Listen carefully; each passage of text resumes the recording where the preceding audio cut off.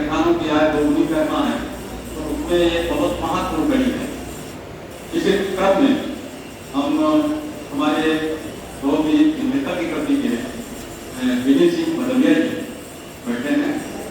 हम चाहते हैं हमें जो निर्देश मिले हैं कि थोड़ा सा सूक्ष्म रूप से आप आवश्यक जानकारी देंगे मिली होने के।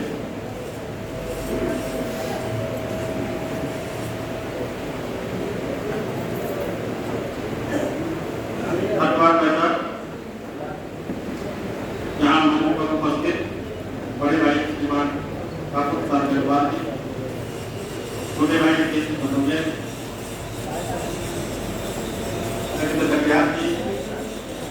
और हमारे प्रबंधक हमारे जमनाबाद प्रांत के प्रबंधक श्रीमान DK सिंह जी और यहाँ दीर्घान में बैठे हमारे किसान भाई। अभी जो भी भाई साहब बात कर रहे थे किसान की आय दोगुनी होगी। अब किसान की आय दोगुनी होनी है, उन्होंने सरकार ने आपने देखा कि यूरिया की बहुत किल्लत सरकार ने किसानों को पहले ढाई यूरिया, आज यूरिया की उपलब्धता पर्याप्त है। फिर सरकार ने देखा कि मिट्टी की जांच की जरूरत है, मिट्टी की जांच एक अभियान के रूप में चलाई गई। फिर तीसरा कदम देखा, लोगों ने बताया तो उपज है उसका मूल्य कम है तो उसके लिए MSP बढ़ाई गई। जो लोग जानते हैं वो समझ रहे होंगे कि MSP इतनी सरकार ने बढ़ाई है, डायरेक्ट 600 रुपये MSP बढ़ाई और दलहनी फसलों की MSP बहुत बढ़ाई है। उसके बाद भी लगा कि नहीं अभी जमीनी हालात अच्छे नहीं है, सरकार को किसानों की मदद करनी चाहिए। उसके बाद सम्मान निधि का कार्यक्रम चला, सम्मान निधि लाई गई। बहुत से खेती में विद्वान लोग वैज्ञानिक लोग कह रहे थे कि आज मिट्टी में जैविक जीवांश पदार्थ जीवांश की मात्रा कम हो रही है, तो सरकार ने दो काम किए। जीवांश पदार्थ को या तो पशुपालन से आएगा और या तो जो हमारा वेस्ट मटेरियल है वो जमीन में जुड़ेगा। तो एक तो पराली जलाना रोका गया, ये किसान के समस्याएं भी इन्हीं के द्वारा होती गई। लेकिन अब जब बदलाव होगा तो समस्याएं खड़ी होंगी। अब पशुपालन क्योंकि घट रहा था, ये बहुत चिंता का विषय था। हमारे देश में जीवांश की मात्रा घट रही है। अभी बस गए हैं, अभी बस मंच पर गए उपलब्ध नहीं हो रहा है, तो उसका केवल एक उपाय कि पशुपालन को संरक्षित किया जाए।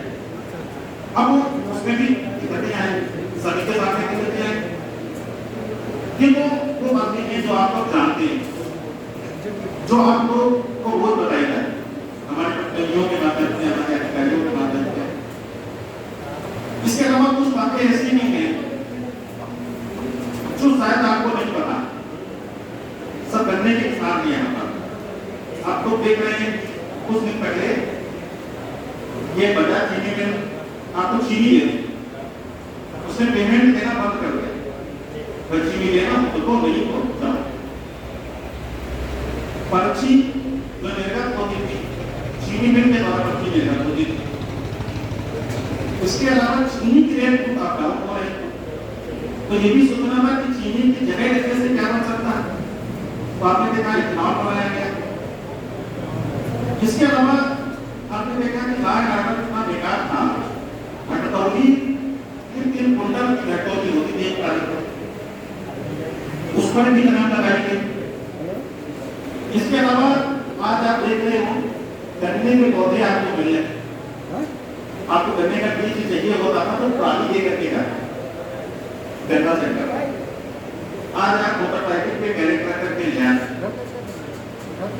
इसके अलावा बहुत सी कृषि कानून लागू किए बदले। अब सोचने की बात यह है कि इतने काम हुए, इतने काम हमारे बीच हो रहे हैं, कहीं ना कहीं से हमें जानकारी नहीं है ये काम कुछ तो नीतिगत इंप्लीमेंट, कुछ तो मिनिस्टर्स ने बनाए, कुछ काम ऐसे भी हुए हैं किसान भाइयों को बताऊंगा, जो किसान के ही द्वारा उठाए गए और किसान के लिए काम किए, उसको नीति बनाए। आपको मैं पहला बता रहा हूँ, ये जो चीनी का मुद्दा था, तो गोला में बहुत से चीनी व्यापारी, जब गोला में चीनी लोगों किसानों को देना शुरू की, तो उसमें क्या हुआ कि अपने ही दलाल होने लगा। इससे क्या था, चीनी व्यापारियों को भी नुकसान हो रहा था और गन्ना किसानों को भी नुकसान हो रहा था। बहुत से चीनी व्यापारी हमारे पास आए, उन्होंने कहा कि आप केवल लिख करके दे देंगे, एप्लीकेशन साइन कर दीजिए, आगे की लड़ाई लड़। हमने उसको जो लिखित में किया, प्राइम मिनिस्टर को, वाइस प्रेसिडेंट को, प्रेसिडेंट को, पूरे मुख्यमंत्री को, गन्ना सचिव को, प्रमुख सचिव को, सबको लिख के भेजा। आप मानिए कि विदिन 1 वीक चीनी मिलों के ऊपर रेट बढ़ी और फिर वो जो कमिश्नर का कानून था वो बदला गया। वो कानून हमें चीनी नहीं दे सकते, गन्ना एक्ट के आगे था, और उसको इन कमिश्नर ने बदल दिया। हमें बहुत अच्छा लगा। कमिश्नर साहब की मीटिंग में हम गए, हमने कहा आप देखिए चीनी बनाते हैं, अगर चीनी की जगह विश्व में वही देश पावरफुल है, सऊदी अरब आप देख रहे हैं, सऊदी अरब में क्या है, पेट्रोल बिकता है। अगर हमारे भी देश, अच्छा पेट्रोल कब तक चलेगा दुनिया में, पेट्रोल जमीन से निकलता है, अगर हम अपना इथेनॉल से पेट्रोल बनाने लगे तो ये हमारा जीवन पर्याप्त चलेगा, वो उसको खत्म हो जाएगा जमीन, और जब जमीन पे खत्म हो जाएगा तो हमारे इथेनॉल को ही पूरी विश्व में मांग हो।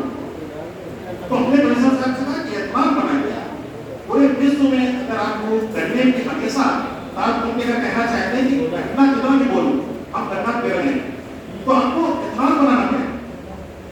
3 डिस्टिलरी थी पूरे प्रदेश में, आज की डेट में 25 डिस्टिलरी है। मुझे तो नहीं लगता था कि कमिश्नर तो बात सुनते हैं, खत्म कर देते हैं, लेकिन उन्होंने चीनी मिलों को लगाया 103 रुपये दुकान के रेट, सेंट्रल गवर्नमेंट से 10% एडवांस परमिशन ली और उसको फाइनल किया। 25 चीनी मिलों, 25 डिस्टिलरियों के बाद हमने कमिश्नर साहब से कहा, बताइए कमिश्नर साहब, हम 1 हेक्टेयर में जो गन्ना पैदा करते हैं, 1 ट्राली गन्ना तो जमीन में डाल देते हैं। आप क्या तकनीकी है, आप कहते हैं कि नेशनल फूड सिक्योरिटी मिशन के तहत गन्ना विभाग उड़द और मूंग की बुआई करता है।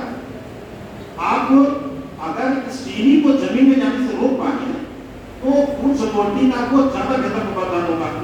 तब एनएमएसएल का पैसा आप गन्ना पौधे बनाने के लिए, आप विश्वास नहीं माने, मैं कोई बड़ा पार्टी का कार्यकर्ता नहीं हूँ, उन्होंने उस चीज को गंभीरता से लेकर लागू किया कि फूड सिक्योरिटी में हमें, और आज इतना फायदा हुआ उसका। मुझे खुद गन्ना बीज की समस्या नहीं समय आ गई, तो मैं गया धान पे 200 पौधे लिए हमने और चले आए।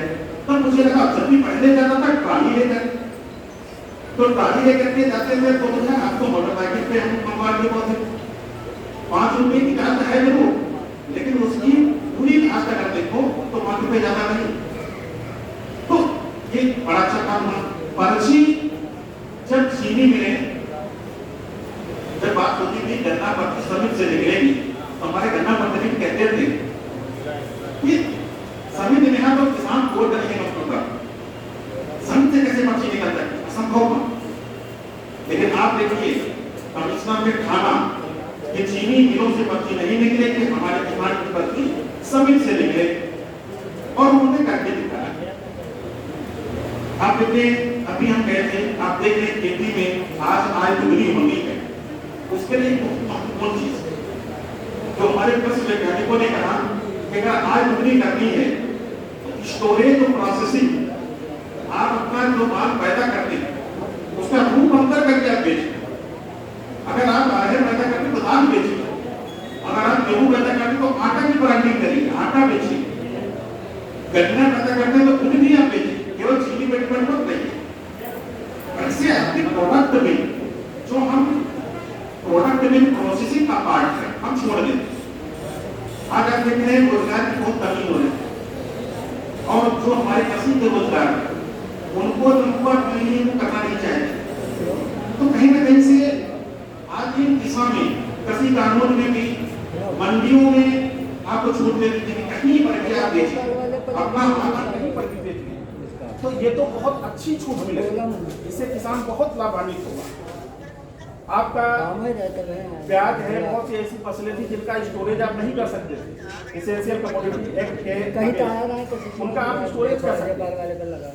कॉन्ट्रैक्ट फार्मिंग से भी बहुत से लोग अब आ गए हैं जो आपके बीच पैसा लगाएंगे। कॉन्ट्रैक्ट फार्मिंग जब पहले सबसे बड़ी समस्या है, बैंक जब आपको लोन देने से मना कर देती है, आप जानते हैं कि हमारा अपना कोई हमारे बीच पैसा लगाए, उसके लिए कॉन्ट्रैक्ट फार्मिंग एक बड़ा कानून बनाया गया कि इससे क्या होगा, आपके अपने लोग भी आपको पैसा देंगे। आप एफपीओ बनाएंगे, आपका अपना भाई ही बैंक मैनेजर है, कोई है, वो आपको पैसा दे देगा, क्योंकि उसको ये रहेगा कि अधिनियम के तहत मुझे सिक्योरिटी रहेगी और किसान की भी सिक्योरिटी है।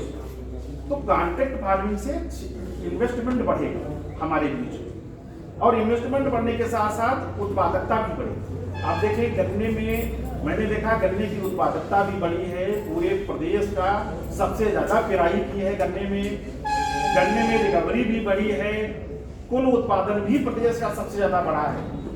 आपने देखा इसमें कोरोना में अगर सबसे ज्यादा टक्कर लिया तो जो चीनी मिलों ने सैनिटाइजर बनाया, सैनिटाइजर ना होता तो प्रदेश में कोरोना से बहुत दुर्गति हो जाती। चीनी मिलों ने उसी एल्कोहल से फट से सैनिटाइजर बना दिया और फील्ड में उतार दिया, और उसी सैनिटाइजर से पूरे प्रदेश में कोरोना से लड़ाई लड़ी। जो लोग जानते हैं चीनी मिलों को, आप लोग ध्यान से, एक समय आया गया था तो प्रदेश में चीनी मिलें बंद हो गई थी। आज 20 चीनी मिलें प्रदेश में चालू की गई है, बंद चीनी मिलें चालू की गई, 20 चीनी मिलें।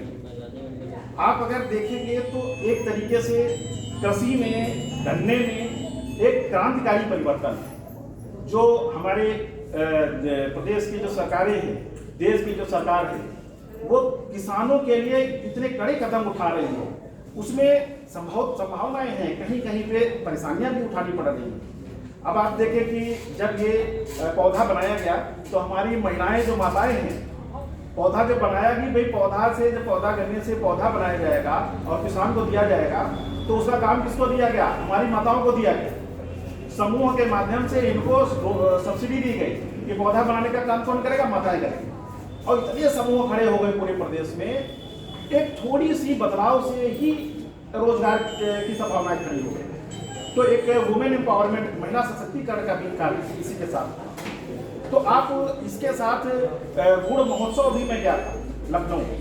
गुड़ महोत्सव आप देखिए कि गुड़ की कितनी डिमांड है, अगर हम बना पाए और उसकी ब्रांडिंग करना है तो बहुत ज्यादा डिमांड है। तो गुड़ महोत्सव के माध्यम से बहुत अच्छी बातें, बहुत अच्छे अच्छे प्रोजेक्ट दिखाए गए। तो पूरे कृषि क्षेत्र में अगर ये भ्रम फैलाया जा रहा है, इसके साथ में जब ये हमारी गरीबों को रोजगार करना है, तो जो बड़े धंधा सेठ हैं उनके पास कार्यकर्ताओं की कमी हो, वो विरोध कर रहे हैं। पंजाब के किसान इसलिए विरोध कर रहे हैं जो अकेला माल देना चाहते थे, मंडी में वो अकेले बेचते थे, अब वो यूपी का किसान वहां बेचने लगे।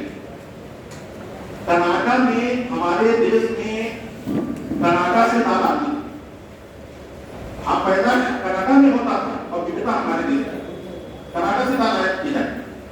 जब मोदी जी ने उस दाल को रोक दिया आयात करने, और कर्नाटक में कौन रहता था आप जानते, कर्नाटक में वही लोग रहते थे जो हमारे आंदोलन कर, बड़े बड़े फार्म उनके बंद हो गए, कर्नाटक के प्रधानमंत्री उनके आंदोलन के साथ खड़े हो गए। अब आप सोचिए कि इतनी बड़ी साजिश कि हम अपने किसानों, अपनी दाल पैदा कर रहे हैं, अपने खिला रहे हैं, हम खुद से दाल क्यों नहीं? लेकिन जब पहले से साठगांठ की और वो साठगांठ तोड़ी गई तो ये पूरा असंतोष व्याप्त हो गया। जगह जगह आप देखिए ट्रैक्टर में रैलियां निकाली जा रही है, लेकिन ये आप गांठ में बात करके आप बिस्तर में बात लीजिएगा कि जो काम हो रहे हैं ये बहुत ही शक्तिशाली नेतृत्व कर रहा है और डंके की चोट पे काम किए जा रहे हैं। इससे देश बहुत सशक्त होगा और कोई नहीं मान सकता कि विश्व की बड़ी ताकत देश नहीं बनेगा और किसान बहुत मजबूत होगा।